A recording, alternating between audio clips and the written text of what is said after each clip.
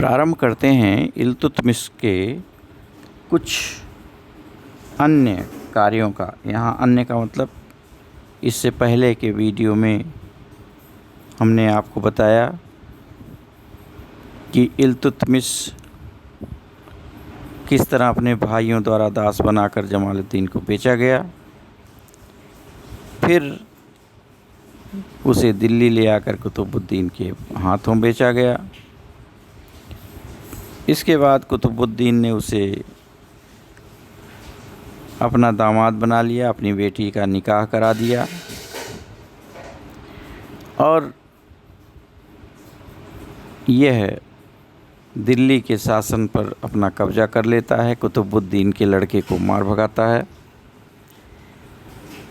और इस समय जो गजनी का शासक था एल्दौज, जो अपना अधिकार समझता था भारत के ऊपर, उसकी अधीनता इल्तुतमिश स्वीकार कर लेता है। लेकिन स्वीकार करने के बाद ही इसने दूसरी चाल चली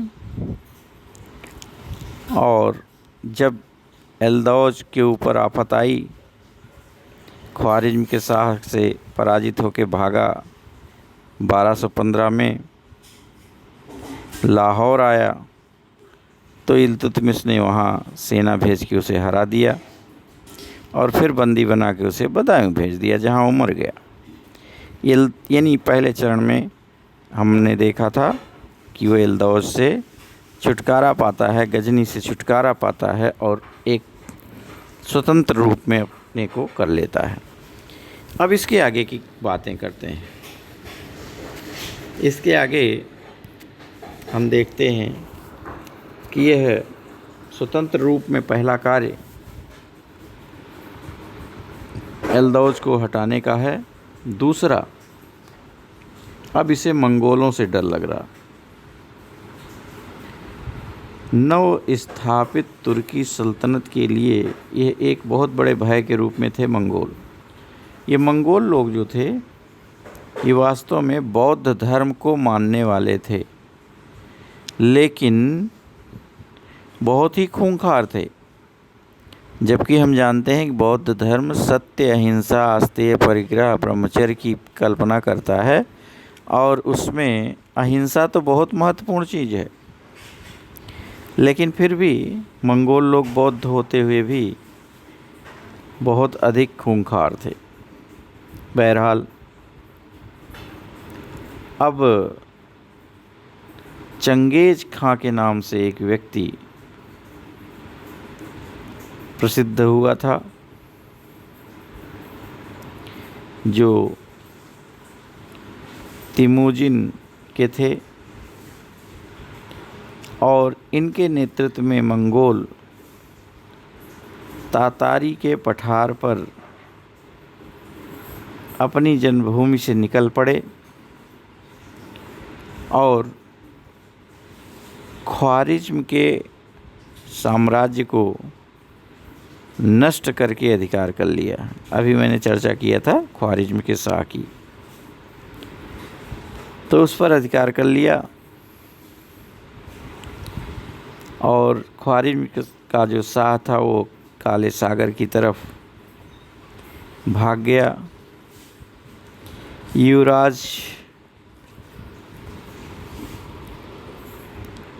जलालुद्दीन माकबरनी पंजाब में आ गया और अब मंगोलों ने माकबरनी का पीछा किया और भाग करके उसने पंजाब में शरण ली और सिंध सागर दोआब के उत्तरी भाग पर अधिकार कर लिया। उसने एक चालाकी लगाई और खोखर एक जाति भी है, स्थान भी था। खोखर के जो सामंत से उनसे अपनी पुत्री का निकाह कर दिया और उत्तर पश्चिमी पंजाब और मुल्तान की विजय योजना में उनकी सहायता प्राप्त की। खोखरों से जो सहायता मिली, मागबरनी ने कुवाचा को मारकर भगा दिया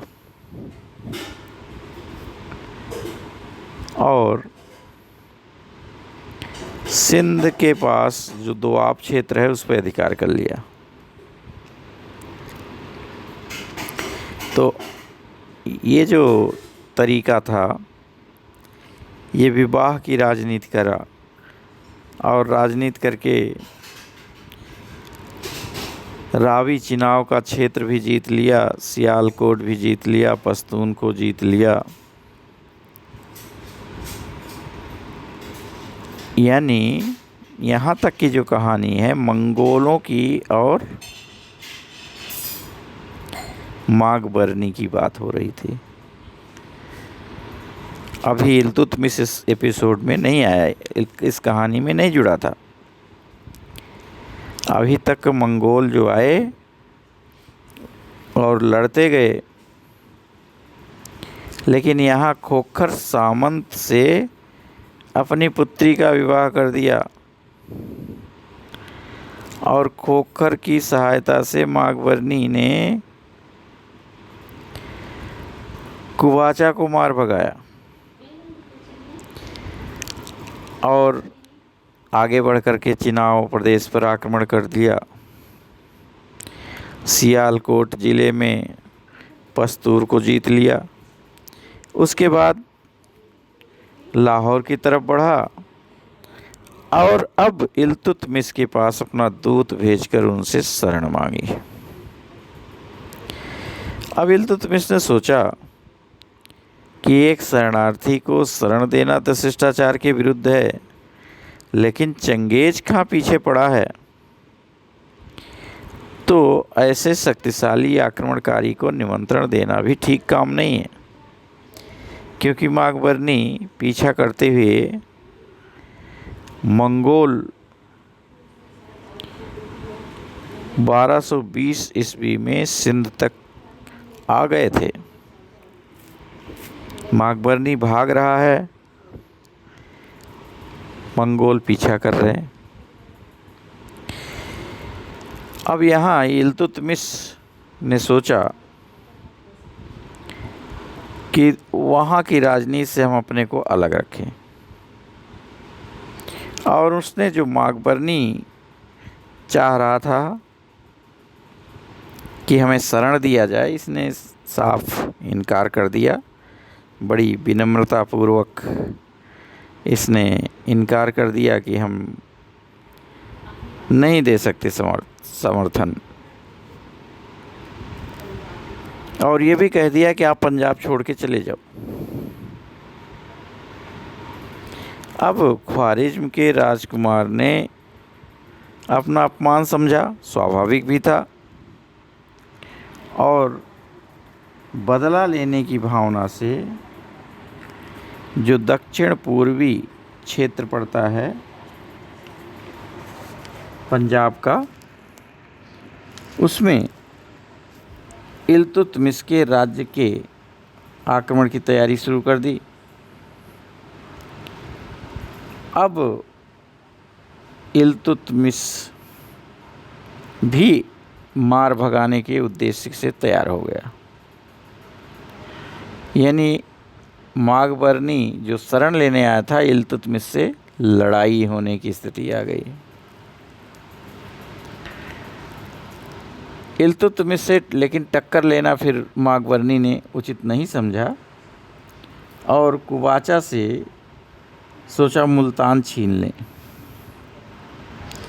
तो इस रूप में अगर देखें, इल्तुतमिश यहाँ पर बड़ी दूरदर्शिता से काम लेता है और एक बहुत बड़े संकट को टाल देता है।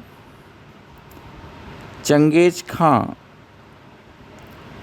एक तटस्थ राजा की सीमाओं का उल्लंघन नहीं करना चाहता था, इसलिए वो लौट जाता है अफ़गानिस्तान और दिल्ली सुरक्षित हो जाता है। इस तरह इल्तुतमिश ने बहुत चालाकी का काम किया। फिर अब दूसरी बात हम करें कि पहला इसने काम किया था, एल्दौस से अपने को स्वतंत्र किया, और दूसरा माघवर्णी से। और अब अपने को बचाते हुए कुबाचा की तरफ ध्यान देता है।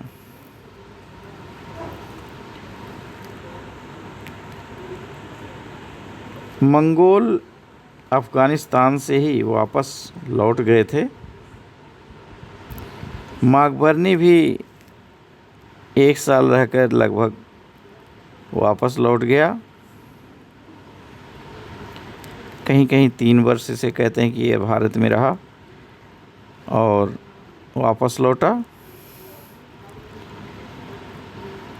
यहाँ इतने समय रुकने का परिणाम यह हुआ कि कुबाचा की शक्ति ख़त्म हो गई और ख्वारिज़्म की सेना का सिंध सागर के दोआब और मुल्तान के भाग पर अधिकार हो गया। कुबाचा के राज्य के दक्षिण पूर्वी भाग को, जो पहले दिल्ली राज का अंग रह चुका था, अब इल्तुतमिश ने बड़ी सरलता से जीत लिया। इस प्रकार अगर हम देखते हैं तो भटिंडा, कुहराम, सरस्वती, हाकरा, इन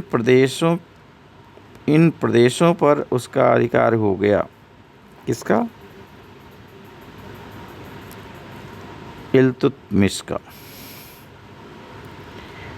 और माघवर्णी के लौट जाने के बाद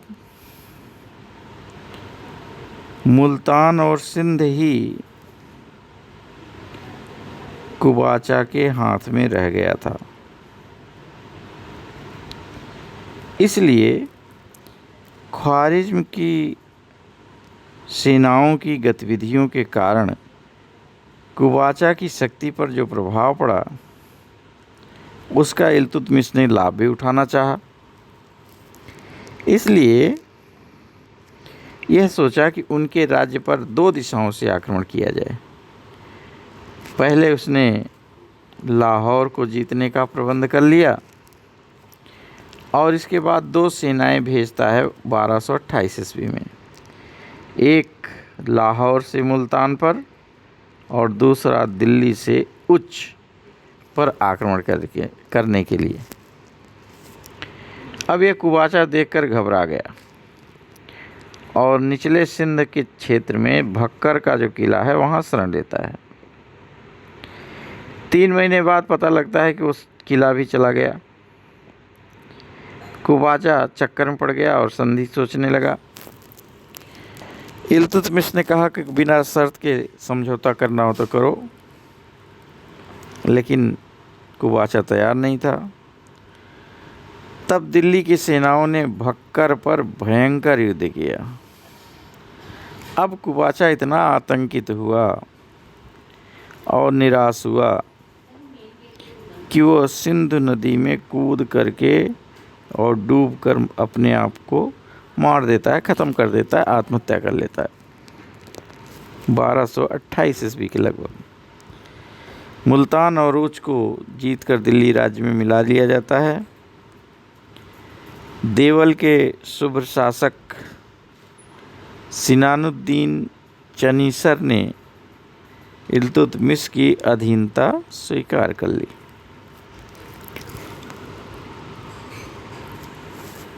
अब इल्तुतमिश के राज्य में मुल्तान भी आ गया और सिंध भी आ गया, यानी दिल्ली, सिंध, मुल्तान सब एक हो गए। और यहाँ जो जीतता है क्षेत्र, उसे 3 प्रांतों में या सूबों में बांट देता है, लाहौर, सिंध और मुल्तान। लाहौर के जो प्रांत था, यहाँ पूरा पंजाब सम्मिलित नहीं था। सियालकोट उत्तर में पड़ता है, जो इल्तुतमिश के राज्य की सीमा थी।